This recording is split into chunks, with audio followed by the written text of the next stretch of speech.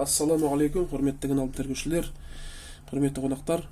Мына бүгінгі видеода мен сұрақтарға жауап айтқым келіп тұр. Мына өткенде мыс жиналып жатыр деген видеодан кейін көп сұрақтар қойылатын болыпты. Қойылады дегенде мен өзім жұмыстастарым, өзім тумаластар дегендей соны сұрайды. Осы мысты қайдан жинайсың, қалай табасың депті. Негізінде мыс деген жинауға былай қатты проблема емес. Мысалы, міне кешегі біз жинаған, ашқан екі системный блок дейік та. Ішінде шығатыр міне мынандай екі радиатор. Мен әлі шығармадым, но ол мыс, тап-таза мыс. Примерно 200-300 граммдай, 400 граммдай болады. Себебі мына өте ауыр сердечниктер. Ол бір. Ладно, ондай сердечник табуға қиынды болады дейді. Міне блок питания. Сол жаңа өткендегі системдікті ашқан, блок питания кәдімгідей. Онда біз бұйырса ашамыз. И міне онда мыналарда мыс емес па? Мыс қой. Так, ладно. Өткенде Epson'ды аштық бізде 3 в 1-ды. 3 в 1 сканер, Xerox, принтер дегендей. Мына жоғарғы бұрышта ссылканы көрсетем. Мынаны уже мен аштым. Завальцованный моторчик. Мынада екі моторчик шығып еді сол видеода. Развальцевал. И міне ішінде мынандай мотор бар. Кішкентай якорь. Оны деген біз ашамыз, мысты аламыз да мына коробканың ішінде лақтырамыз. Мелкий мыстар. Так, ол бір. Ондай екеу.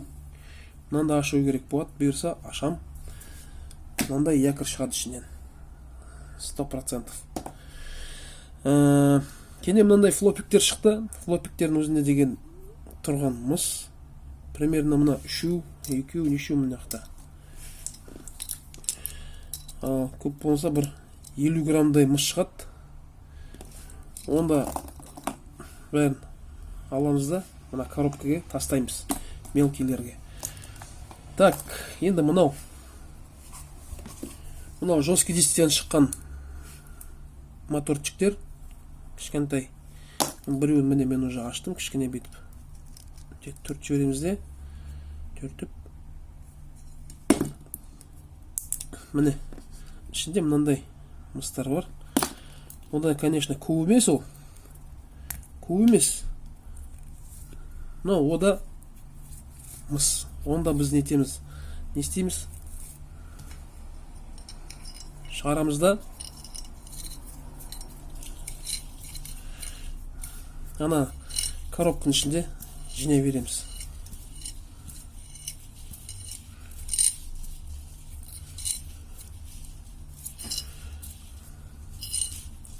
Міне осындай біздер мыс жинаймыз, жайлап. Проблема емес. Іздеген адам табады ғой.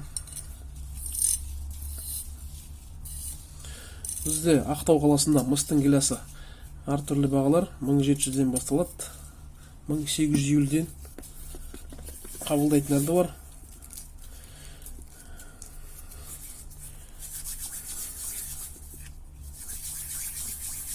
Міне мынандай шарик болып шығады. Мындай еще біреу, тағы да екеу. Мындай үшеу шығады. Оны не істейміз? Міне мына мотордан шыққан. Анақа тастай береміз коробкаға. Мынаның ішінде тағы да біреу бар мынандай.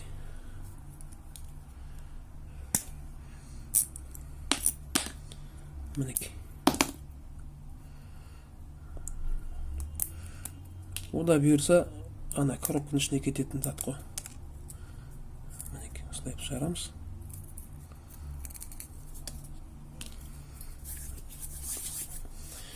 Бетіп орап мынандай шарик қыламыз да.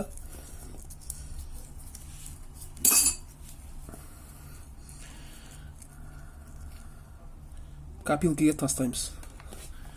Міне мынау бәрі сондай міне. Сол жайлап жиналады мыстар. Так, мына блок питания. Системдіктің блок питаниясы.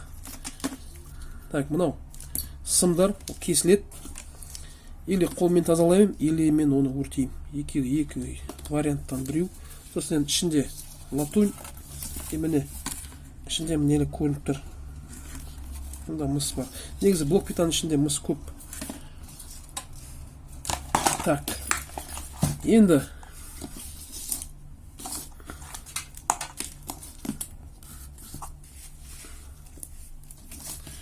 так, мыналар да моторчиктер. Ішінде де мыс бар. Міне. Так, қазір біреуін ашайын. Развальцуем одну. Кездесетін жеріне, мыстың кездесетін жері өте көп қой. Оны ешқандай проблем емес. Здесь табасыз. Мінеки мынандай якорь. Он тоже размотается и кинется в коробку. Так, тут таких у нас еще один есть, да, вот такой. Вот такие же моторчики, они көрініп тұр, қызарып тұр, ол мыс. Так, өткенде материнский плата десек, системниктен шыққан.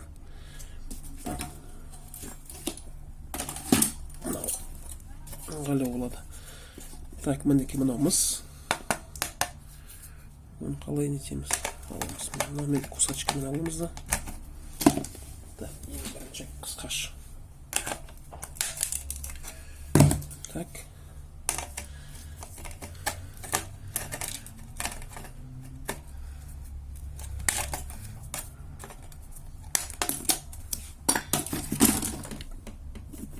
Так, қайда кетті ол енді?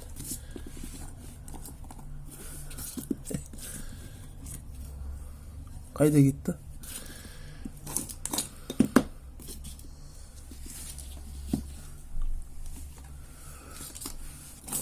Таба алмай жатырмын. Қайда кеткенде? Жарайды. Басқасы бар мына жерде.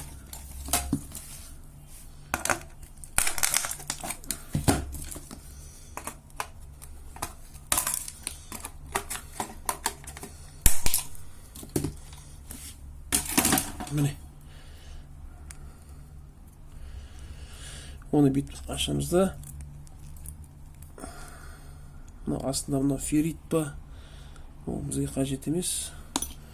Міне мынандай азғантай сым шығады да, оны не істейміз?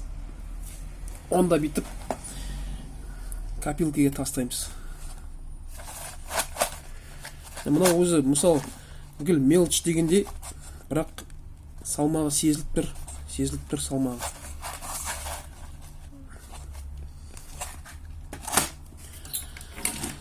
Вот таким образом біздер мыстарды жинаймыз. Таким образом. Так, мынау мотор. Міне мынаның ішіне кіріп кеткен екен мынау. Ой.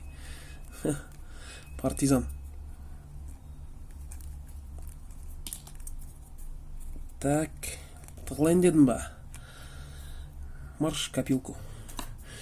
Сол, естіп жайлап жиналады. Ал міне. Қойып жатқан сұрағыңызға толық жауап берген сияқтымын. Мыс қайдан аламын деп дегендей. Ал одан келсек, мысалы менің бір танысым бар.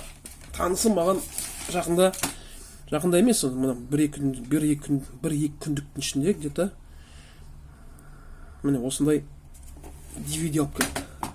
Біреу емес, үш DVD үйде жатқандар да. Тюнер, DVD.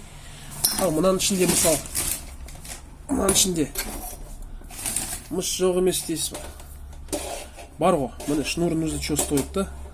Сол жайлап мыстар жинала береді. Мына бұйырса DVD-ні болашақта видеоларда ашамыз, Алла қаласа. Міне осындай қысқа видео, мысты қайдан аламын деп сұрақтарыңызға жауап. Назарларыңызға рахмет. Менімен бірге болыңыздар. Бұйырса қызық видеолар әлде алдымызда. Мыс тапсырамын деген видео шығады жақында.